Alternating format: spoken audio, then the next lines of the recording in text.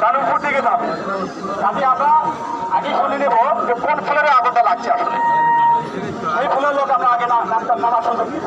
আর আপনাদের এখানে অনেক শেড আছে, একটা ভবন মাত্র আর অন্যান্য শেড আছে, সেটাতে আসলে দুর্ঘটনা খুব কম হয়, আমরা দ্রুত বের হয়ে যেতে পারি। আর আপনাদের তো অনেক স্পেস আছে, অনেক ফাঁকা জায়গা আছে, দুর্ঘটনার কোনো সুযোগ নাই। আরেকটা বিষয় হলো আপনারা যে কোনো দুর্ঘটনায় আপনারা ফায়ার সার্ভিসকে জানাবেন। আমাদের নাম্বার জানি তো নাকি ফায়ার সার্ভিসের?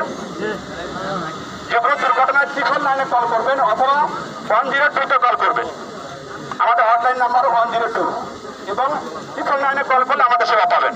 যে কোনো দুর্ঘটনা আমাদেরকে জানাবেন, যদি জানান তাহলে আমরা খুব দ্রুত আপনাদের সেবা দিতে পারবো। আর যদি নাই জানি যে ওখানে দুর্ঘটনা ঘটছে তাহলে আমরা আসবো না, আমাদের সেবা আপনারা পাবেন না। আরেকটা বিষয় হলো যে আপনার এই ভবনে আগুন লাগছে সিঁড়ির নিচে, আপনি নামতেছেন, নামতে গিয়ে দেখলেন যে প্রচুর আগুন, ধোঁয়া, বাইরে বের হওয়ার কোনো সুযোগ নাই, সিঁড়িও আর একটা ব্লক, তাহলে কি করবেন? তাহলে কি করবেন? সব লোক চলে যাওয়া আপনার ছাদে, ছাদে অবস্থান নেবেন।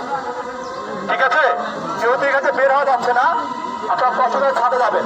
ছাদে গেলে ওখান থেকে রেস্কিউ করার সিস্টেম আছে, আমরা ওখান থেকে রেস্কিউ করবো, সমস্যা নাই। কিন্তু যদি আপনি আগুনের মধ্যে চলে আসেন, আপনি আটকা পড়ে যেতে পারেন। আপনি বিষয়ে যদি কখনো আপনার ফ্লোরে আপনি আটকা পড়ে গেলেন, প্রচুর ধোঁয়া, আপনি নিশ্চয় দিতে পারতেছেন না, ওইখানে থেকেও বাঁচার একটা কৌশল আছে, সেটা হলো ধোঁয়া সবসময় ফ্লোর থেকে 1.5 থেকে 2 ফিট এর মধ্যে কোনো ধোঁয়া থাকে না। আপনি হামাগুড়ি দিয়ে আপনি দেখতে পারবেন, আপনার দরজা বা জানালা যেখানে আছে, একদিন যেটা আছে সেটা আপনি দেখতে পারবেন, হামাগুড়ি দিয়ে আপনি ওখানে বেরোতে পারবেন। এভাবে আপনাকে বেরোতে হবে। আরেকটা বিষয় হলো যে আপনাদের পাশাপাশি আপনারা গ্যাস ব্যবহার করেন, গ্যাসের চুলা আপনারা ব্যবহার করেন, হয় লাইনের গ্যাস বা সিলিন্ডারের গ্যাস। এখান থেকে কিন্তু অনেক বিস্ফোরণ হচ্ছে নারায়ণগঞ্জ শহরে, অনেক বিস্ফোরণ হয়। কিন্তু কিভাবে হয় দেখেন, আপনার গ্যাসের যে চুলা আছে, চুলা যদি লিক থাকে বা সিলিন্ডারে যদি কখনো লিক থাকে, তাহলে দেখবেন যে অনেক এই লিক থেকেই অনেক গ্যাস রুমে ভরা থাকে, দরজা জানালা রান্নাঘরে আটকানো থাকে।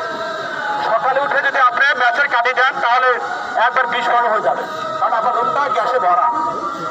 এইখান থেকে বাঁচার জন্য আপনার কি করতে হবে, আপনার যে রুমটা আছে, রান্নার রুমটা, প্রথমে দরজা বা জানালা খুলে রাখবেন 5 মিনিট, 5-10 মিনিট খুলে রাখার পরে আপনি ইয়াও দিবেন না।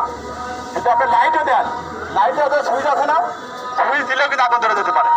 কিছু নিম্নমানের সুইচ আছে, দেখবেন অন্ধকারের সুইচ দিলে কিন্তু সাইডে স্পার্ক হয়, স্পার্ক হলে কিন্তু যদি গ্যাস থাকে ওই রুমে তাহলে কিন্তু আগুন ধরে যাবে। তাহলে আপনাকে কি করতে হবে, অবশ্যই রান্না শুরু করার আগে 5 থেকে 10 মিনিট দরজা জানালা খুলে রাখবেন, এরপর আপনি রান্না শুরু করবেন।